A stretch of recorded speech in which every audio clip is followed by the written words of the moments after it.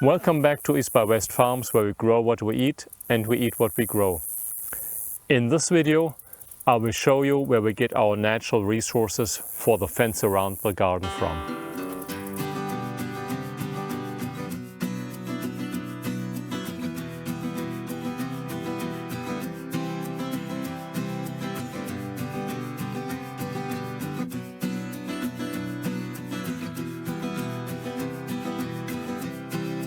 In a previous video, I showed you how we try to exclude the deer from our garden.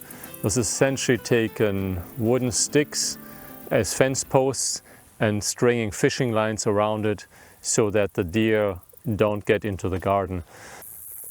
There were some questions why we don't use T-posts and why we use these strangely bent posts that I dug into the ground. We decided to go with some more renewable material. Renewable means it grows and it regrows. We have on our farm a bunch of these Ashe juniper trees. Usually they're considered junk trees. People just cut them down. There is a lot of discussions if they take a lot of water from the ground or not. I think the jury is still out. What most farmers do is they cut down the bottom of the branch of the tree so they can get close to the tree with their mower. Usually they're gonna get burned. There's a big burn pile that most farms have, and they just burn up stuff that's been collected during the year. Nice thing about juniper trees is that the wood is very rot resistant. Juniper trees have been used as fence posts before T-posts become very popular and cheap and readily available. We're cutting branches from the tree and shape the tree into a bonsai. That's going on with some of the trees that we have here on the farm. I've got a tree that hasn't been touched much here that I'm turning into a bonsai slowly. The idea behind a bonsai is to make a young tree, look old. The way to do this is to sparse out the trees. Young trees have lush growth and have dense growth. Older trees slow down their metabolism. They have less growth and they have more air between the branches. The word in the bonsai community is that the eagle is supposed to fly through the branches.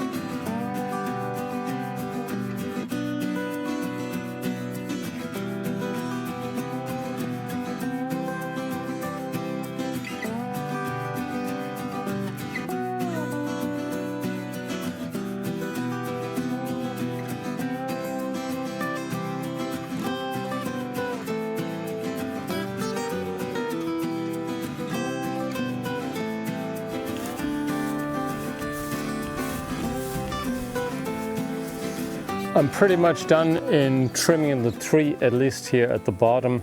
You can see it opened up the tree quite a bit so the eagle can fly through. Haven't really done all the trimming of the smaller branches, but if you compare this tree here that I've been opening up with that tree on the other side that is not opened up and it's grown as natural, this of course starts looking a lot more like an older tree.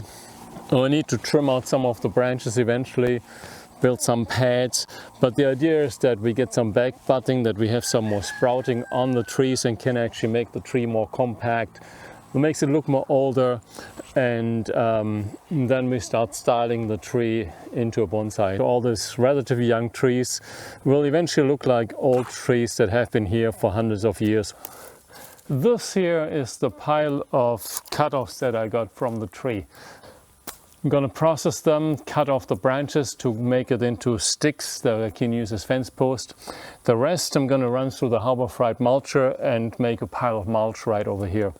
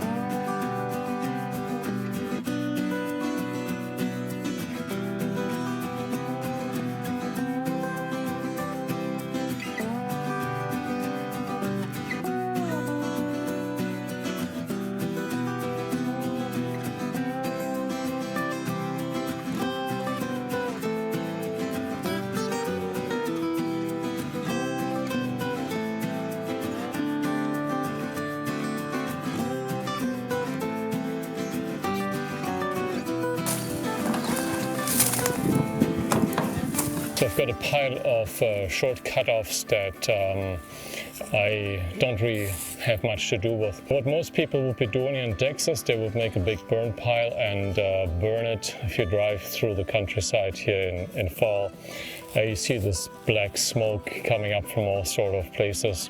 That's when people burn their stuff. And we don't do that here, it's just not the right thing to do. I have my trusty Harbor Freight tool mulcher that we bought about a year ago, and we're going to turn the cut-off material into mulch.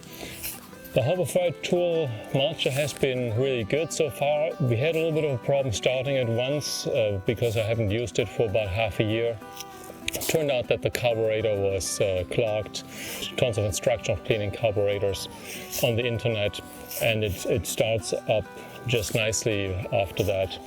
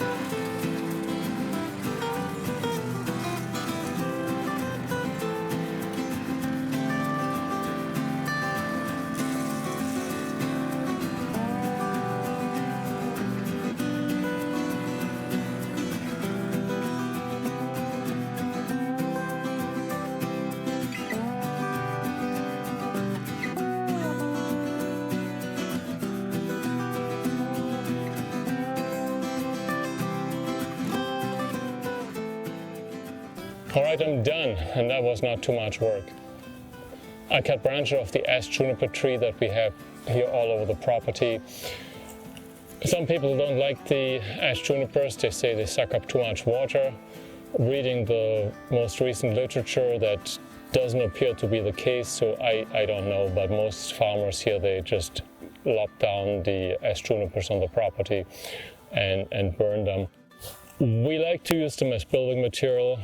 The lumber prices are still pretty crazy high, and I'm all a big fan of being sustainable.